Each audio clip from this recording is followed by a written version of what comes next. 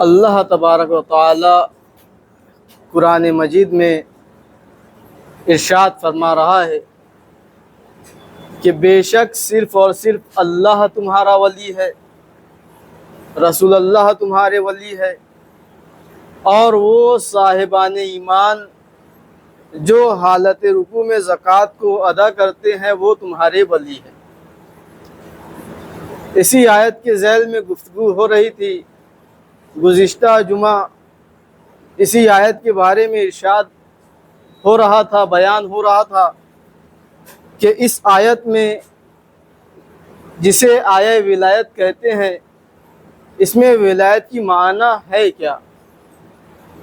یہ ولی کی معنی کون سی معنی ہے؟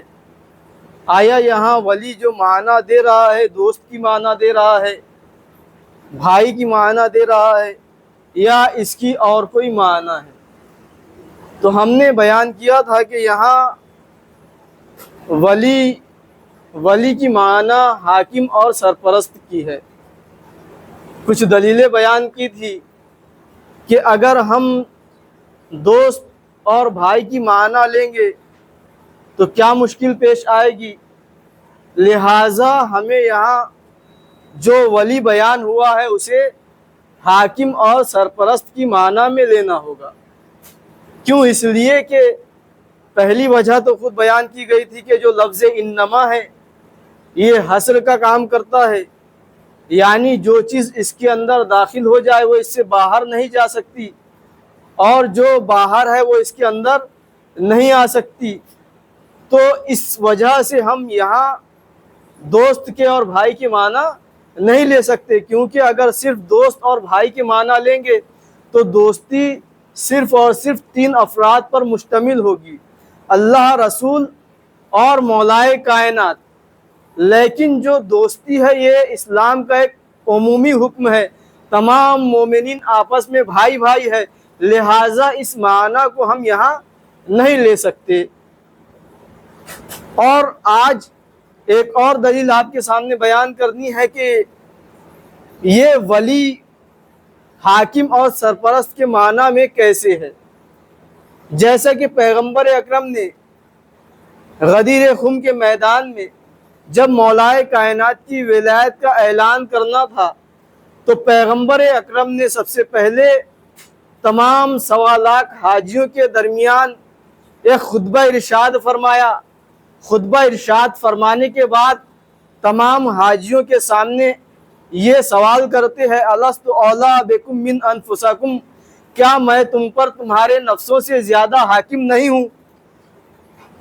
تمام حاجی افراد، جتنے حاجی وہاں موجود ہوتے ہیں، سب کہتے ہیں بلا یا رسول اللہ، یعنی پیغمبر اکرم یہاں تمام حاجیوں سے یہ اعتراف لے رہے ہیں کہ میں تم پر تمہارے نفسوں سے زیادہ حاکم ہوں، میں تم پر تمہارے نفسوں سے زیادہ حاکمیت رکھتا ہوں۔ اس کا مطلب یہ ہے کہ تمام حاجی یہ اعتراف کر رہے ہیں کہ اگر پیغمبر اکرم ہمیں جو بھی حکم دے ہمیں فوراً بلا چوں چرا ان کے حکم کو ماننا ہوگا۔ اگر پیغمبر اکرم حکم دے دے کہ ہمیں جہاد کرنا ہے تو ہمیں جہاد کرنا ہے، پیغمبر اکرم حکم دے دے ہمیں نماز پڑھنا ہے تو ہمیں نماز پڑھنا ہے، پیغمبر حکم دے دے کہ ہمیں جان دینی ہے تو ہمیں جان دینی ہے۔ یہ ہوتے ہیں اولیٰ بالتصرف کے معنی۔ تو یہاں تمام حاجیوں نے اعتراف کر لیا کہ بلا یا رسول اللہ، آپ ہم پر ہمارے نفسوں سے زیادہ حاکمیت رکھتے ہیں، آپ ہم پر ہمارے نفسوں سے زیادہ تصرف کا حق رکھتے ہیں، یعنی جتنا ہمیں اپنے نفس پر اختیار نہیں ہے، جتنا ہمیں اپنے نفس پر اختیار نہیں ہے اس سے زیادہ اختیار رسول خدا کو ہے۔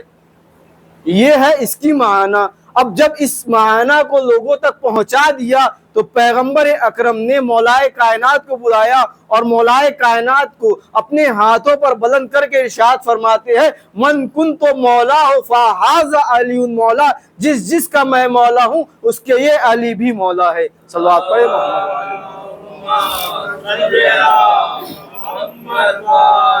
محمد۔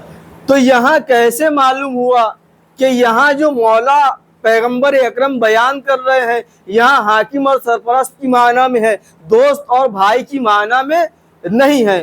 وہ اس لیے کہ پیغمبر اکرم نے من کنت مولا فہذا علی مولا سے پہلے الست اولا کا ذکر کیا ہے۔ یہاں الست اولا بتا رہا ہے، جب اعتراف لے رہے ہیں، کس بات کا اعتراف لے رہے ہیں؟ الست اولا، کیا میں تم سے زیادہ اولویت نہیں رکھتا، تم سے زیادہ تمہارے نفسوں پر تصرف کا حق نہیں رکھتا؟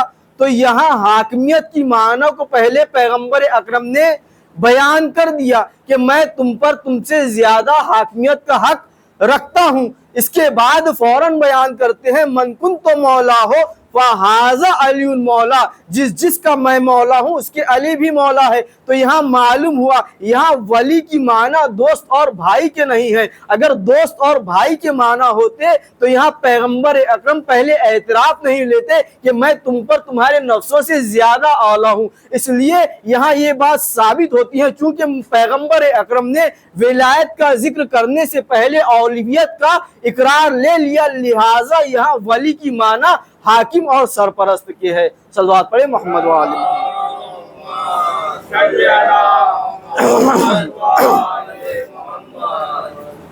اور دوسری وجہ یہ ہے کہ پیغمبر اکرم نے جس طرح سے اہتمام کیا، 1.25 لاکھ حاجیوں کو جمع کیا، شدید دھوپ کا وقت ہے، گرمی کا زمانہ ہے، اور پیغمبر اکرم ظہر کے وقت میں حاجیوں کو جمع کر رہے ہیں، اور ان کا انداز یہ ہے حاجی افراد کے کھڑے ہونے کا کہ وہ اپنی رداؤں کو پیروں میں دبائے ہوئے ہے اور سر پر اوڑھے ہوئے ہے۔ اتنی شدید گرمی کا زمانہ ہے، اور وہاں اگر پیغمبر اکرم اپنے چچا زاد بھائی کو اس اعلان کے لیے رکوائیں، یہ بتانے کے لیے لوگوں کو رکوائیں اتنی دھوپ کے عالم میں، اتنی گرمی کے زمانے میں، کہ یہ جو علی ہے چچا زاد بھائی ہے، یہ میرے بھائی ہے، تو یہ کوئی بھی عقل مند انسان تسلیم نہیں کرے گا کہ وہ رسول جو کہ لوگوں کی ہدایت کے لیے آئے ہیں، وہ رسول جو حکیم اور دانا ہے، تو کسی حکیم سے کسی دانا سے ایسے فعل کا انجام دینا گوارا نہیں ہے۔ کوئی حکیم انسان اس طرح کے فعل کو انجام نہیں دے سکتا۔ لہٰذا یہاں معلوم ہوتا ہے کہ یہاں جو ولی کی معنی ذکر ہو رہے ہیں کوئی اہم معنی ہے جس کے لیے پیغمبر اکرم نے اتنا اہتمام کیا، اور وہ حاکم اور سرپرست کے علاوہ کوئی اور معنی ہو نہیں سکتے۔ صلوات پڑھیں محمد وآلہ۔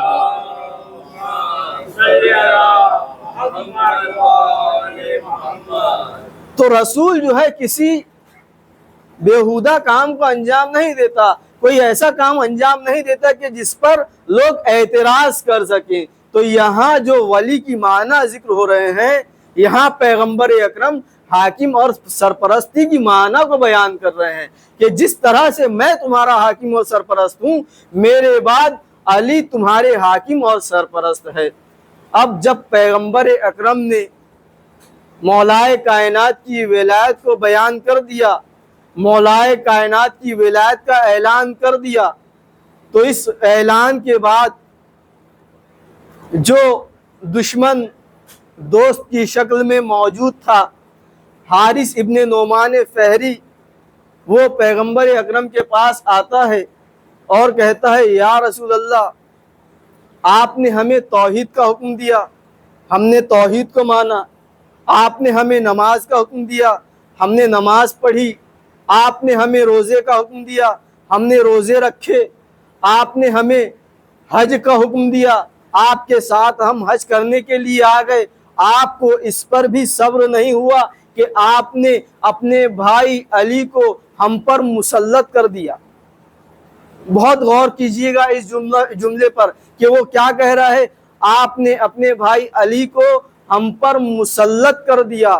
تو عزیزان گرامی، وہ اس کے آگے کہتا ہے اگر یہ آپ نے اللہ کی جانب سے، آپ نے یہ اپنی طرف سے کیا ہے یا اللہ کی طرف سے، تو پیغمبر اکرم حکم کہتے ہیں کہ یہ میں نے خداوند عالم کی جانب سے اس اعلان کو کیا ہے۔ تو حارث ابن نعمان فہری کہتا ہے اگر آپ نے یہ اللہ کی طرف سے کہا ہے تو خداوند عالم مجھ پر عذاب نازل کرے، تو تاریخ میں ملتا ہے، تاریخ کی کتابوں میں ملتا ہے کہ وہ اپنی سواری تک نہ پہنچا تھا کہ خداوند عالم نے اس پر عذاب نازل ہوا، ایک پتھر کنکر کی شکل میں اس پر نازل ہوا اور وہ وہیں نیست و نابود ہو گیا۔ صلوات پڑھیں محمد والے۔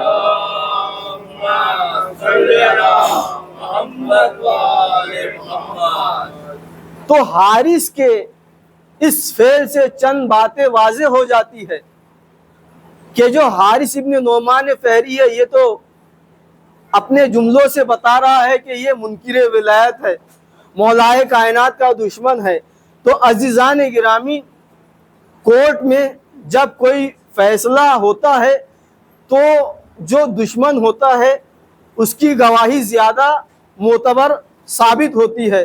اب یہاں خود یہ جو دشمن ہے یہ اپنے جملوں سے بیان کر رہا ہے کہ مولائے کائنات کو حاکم اور سرپرست کا اعلان کیا گیا تھا، یعنی مولائے کائنات کی حاکمیت اور سرپرستی کا اعلان کیا گیا تھا، اس لیے کہ اگر دوست کی معنی ہوتے تو دوست پر مسلط نہیں ہوتا ہے۔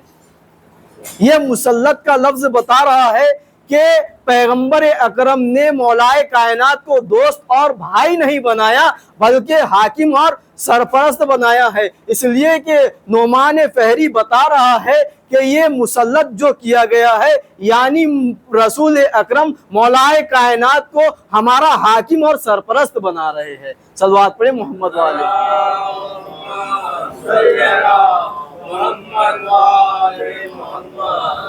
اور دوسری بات یہ ہے کہ خداوند عالم بھی یہ بتانا چاہتا ہے کہ جیسے ہی اس نے کہا کہ مجھ پر عذاب نازل ہو جائے تو خداوند عالم نے بھی اس پر عذاب نازل کر کے یہ بتا دیا کہ میں اپنے دشمن کو تو برداشت کر سکتا ہوں لیکن علی کے دشمن کو میں برداشت نہیں کر سکتا۔ صلوات پڑھیں محمد و آلہ۔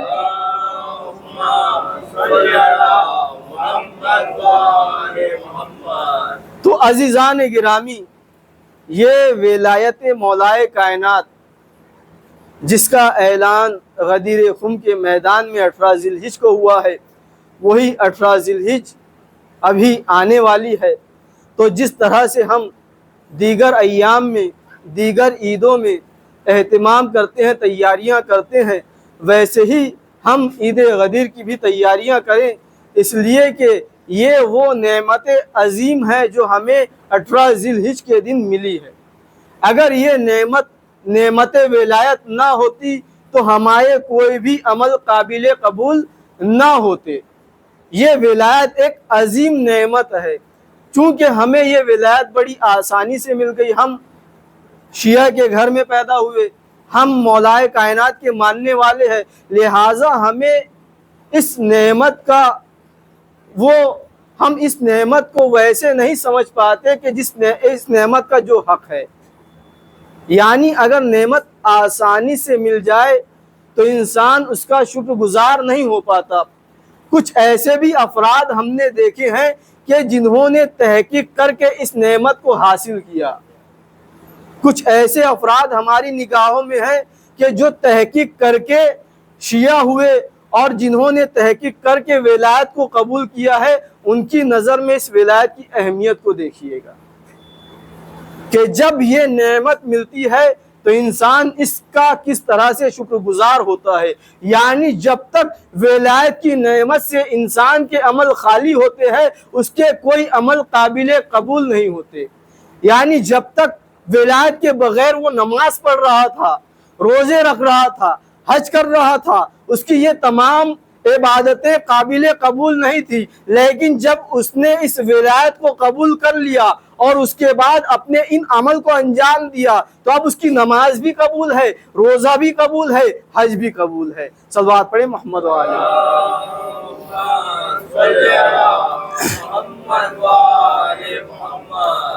عزیزان گرامی، ولایت ایک بہترین نعمت ہے۔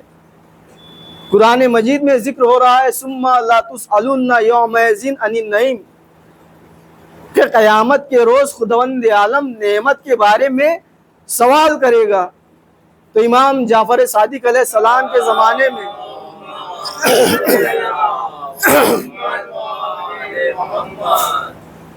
امام جعفر صادق علیہ السلام درس گاہ لے کے بیٹھے ہوئے تھے، آپ اپنے شاگردوں کو درس دیا کرتے تھے، اور امام کے زمانے میں، امام جعفر صادق علیہ السلام کے زمانے میں بہت آپ کے شاگرد ہوئے ہیں۔ اب کسی شاگرد نے امام سے دریافت کیا کہ یبنا رسول اللہ، آپ اس آیت کی کس طرح سے تفسیر کرتے ہیں، ثم لا تسألن یومئذ عن النعیم، کہ خداوند عالم قیامت کے دن جن نعمتوں کے بارے میں سوال کرے گا وہ نعمتیں کیا کیا ہے؟ تو امام نے فرمایا تم اس کا ترجمہ کیا کرتے ہو، تم اس کی تفسیر کیا کرتے ہو؟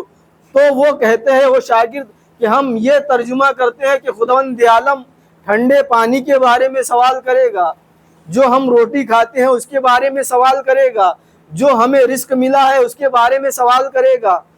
تو ایک مرتبہ امام جعفر صادق علیہ السلام بیان کرتے ہیں، ارشاد فرماتے ہیں کہ یہ بتاؤ کہ آپ جب اپنے گھر میں کسی مہمان کو بلاتے ہو اور اسے بہترین غذا اس کے سامنے رکھتے ہو، بہترین دسترخوان تیار کر دیتے ہو، تو کیا تم اس کے بعد اس سے کوئی کسی طرح کا سوال کرتے ہو، اس کا کوئی اجر چاہتے ہو؟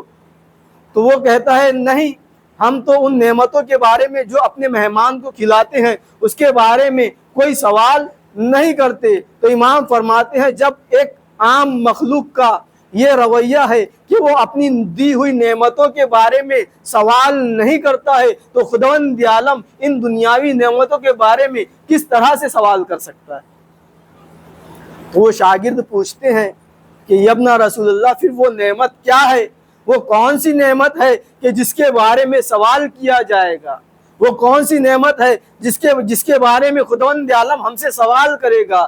تو امام فرماتے ہیں وہ نعمت ہم اہل بیت کی ولایت ہے، ہماری محبت ہے، ہماری مودت ہے۔ ہماری مودت کے بارے میں، ہماری ولایت کے بارے میں، ہماری محبت کے بارے میں خداوند عالم سوال کرے گا۔ صلوات پڑھیں محمد و آل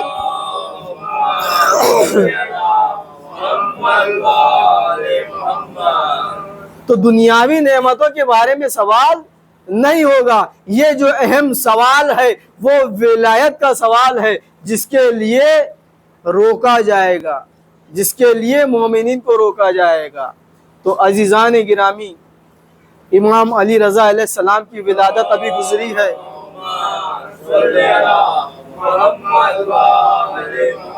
امام علی رضا علیہ السلام نے بھی اس ولایت کی اہمیت کو بیان کیا ہے۔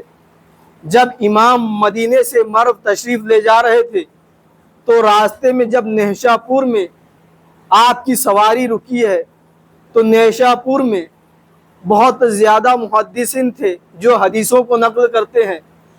تو ان محدثین نے امام سے اصرار کیا کہ مولا آپ یہاں آئے ہیں اور کوئی حدیث بیان کیے بغیر یہاں سے چلے جائیں گے، یہ کیسے ہو سکتا ہے؟ آپ کوئی حدیث کو بیان کیجئے۔ تو امام علی رضا علیہ السلام آپ باہر آتے ہیں، سواری سے باہر سر نکالتے ہیں اور ایک حدیث کو بیان کرتے ہیں، لا الہ الا اللہ حسنی فمن دخل حسنی امن من عذابی۔ اب اس کے بعد امام سر اندر لے جاتے ہیں سواری کے۔ اب جب سواری دوبارہ چلنے لگتی ہے تو امام سر نکال کر پھر کہتے ہیں وَلَا بِشَرْطِهَا وَشُرُوطِهَا وَأَنَا مِن شُرُوطِهَا۔ تو امام نے یہاں کیا بیان کیا کہ لا الہ الا اللہ، یہ خداوند عالم ارشاد فرما رہا ہے کہ لا الہ الا اللہ میرا قلعہ ہے، جو اس قلعے میں داخل ہو جائے گا وہ میرے عذاب سے بچ جائے گا۔ یہاں تک حدیث بیان کی، پھر اندر ہو گئے۔ اس کے بعد جب سواری چلنے لگی تو دوبارہ سر کو نکالا اور کہا وَلَا بِشَرْطِهَا وَشُرُوطِهَا، لیکن ایک شرط کے ساتھ، اور وہ شرط ہم اہل بیت کی محبت ہے۔ صلوات پڑھیں محمد و آل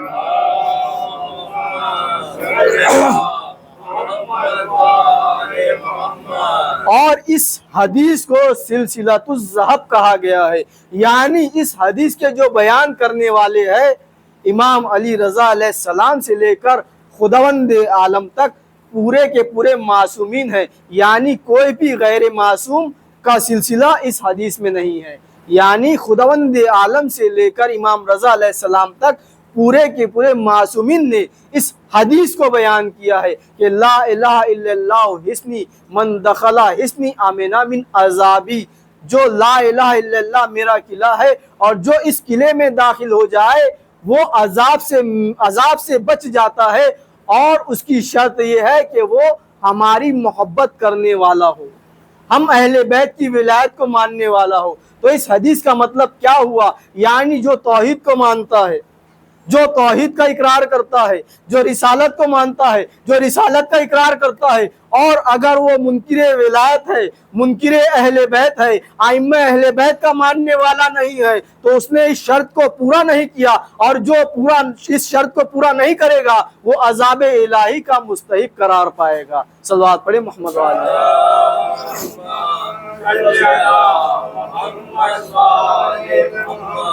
تو عزیزان گرامی، یہ جو ولایت ہے، ولایت ائمہ اہل بیت، ایک بہترین نعمت ہے، اور دنیا آج اسی ولایت کو ختم کرنے کی کوشش کر رہی ہے۔